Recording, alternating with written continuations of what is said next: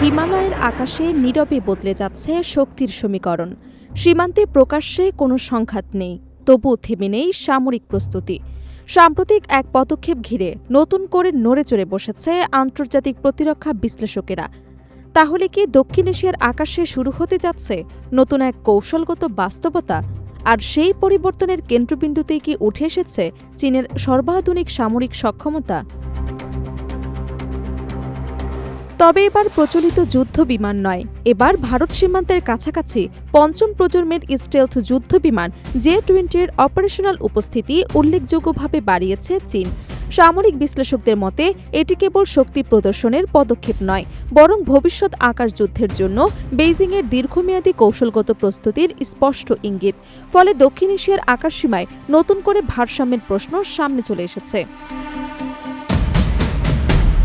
মহাকাশ ভিত্তিক তথ্য বিশ্লেষণকারী প্রতিষ্ঠান ভ্যান্টুরের স্যাটেলাইট চিত্রে দেখা গেছে, চলতি বছরের জুনের শেষ ভাগ এবং জুলাইয়ের শুরুতে ভারত সীমান্ত সংলগ্ন দুটি গুরুত্বপূর্ণ বিমান ঘাঁটিতে অন্তত 11টি J-20 স্টেলথ যুদ্ধ বিমান মোতায়েন করেছে চীন।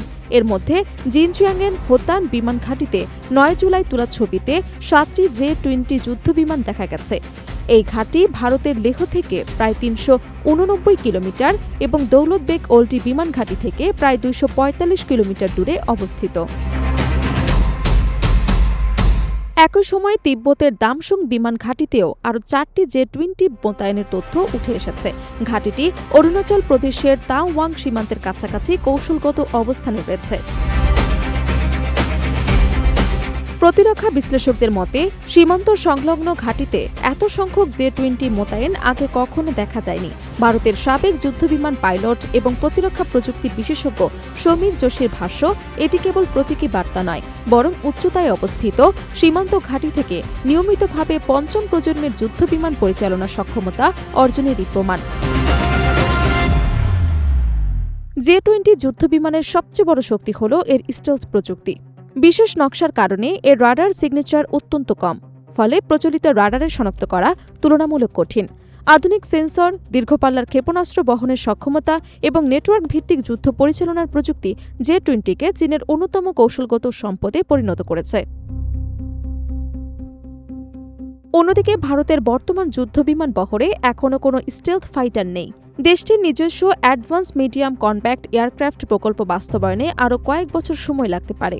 বর্তমানে ভারতীয় বিমান বাহিনীর প্রধান ভরসা ফরাসি রাফাল, রাশিয়ার সুখোই 30 MKI, মিরাজ 2000 এবং MiG-29 যুদ্ধ বিমান। যদিও এসব প্ল্যাটফর্ম আধুনিকীকরণ করা হচ্ছে, তবুও স্টেলথ প্রযুক্তির ক্ষেত্রে এগুলো J-20 সমমানের নয়। বিশ্লেষকদের মতে গত কয়েক বছরে চীন ধারাবাহিকভাবে J-20 উৎপাদন বাড়িয়েছে। 2019 সালে যেখানে এই যুদ্ধ বিমানের সংখ্যা ছিল প্রায় 50টি, সেখানে পরবর্তী কয়েক বছরে তা কয়েক দশকে পৌঁছেছে বলে বিভিন্ন আন্তর্জাতিক প্রতিরক্ষা গবেষণায় উল্লেখ করা হয়েছে। ভবিষ্যতে উৎপাদনের গতি আরও বাড়তে পারে বলে ধারণা করা হচ্ছে। ভারতের সাবেক এয়ার মার্শাল নমরদেশ্বর তিওয়ারির মতে বছরের শতাধিক আধুনিক যুদ্ধবিমান উৎপাদনের সক্ষমতা শুধু শিল্প শক্তির পরিচয় নয়, বরং এটি একটি দীর্ঘমেয়াদী প্রতিরক্ষা পরিকল্পনার প্রতিফলন। তার ভাষায় এমন উৎপাদন ধরে রাখতে শক্তিশালী সরবরাহ ব্যবস্থা, দক্ষ মানব সম্পদ এবং ধারাবাহিক সরকারি সমর্থন অপরিহার্য।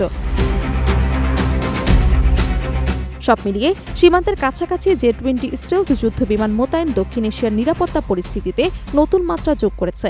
এটি তাৎক্ষণিক সংঘাতের ইঙ্গিত না দিলেও ভবিষ্যতের সম্ভাব্য আকাশ যুদ্ধ, প্রতিরক্ষা পরিকল্পনা এবং কৌশলগত সহযোগিতার নতুন সমীকরণ তৈরি করতে পারে বলে মনে করছেন আন্তর্জাতিক বিশ্লেষকেরা।